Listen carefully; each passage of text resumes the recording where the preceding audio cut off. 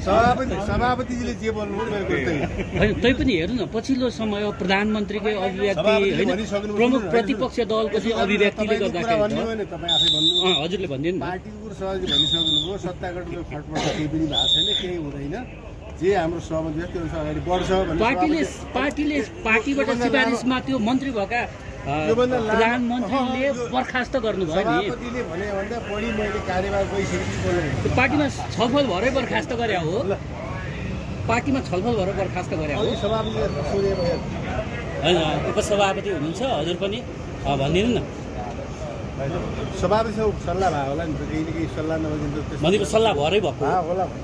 त्यसरी भन्नु तर उहाँले त केही पनि छलफल भाँदी छैन बर्खास्त गरियो भनेर भन्नुभएको छ यो विषयमा म लामो कुरा गर्दिनँ तपाईँले सोधेको कुरा सभापति चाहिँ भन्नुभयो कि त्यही कुरा हो उहाँले लामो प्रतिक्रिया दिनु भएन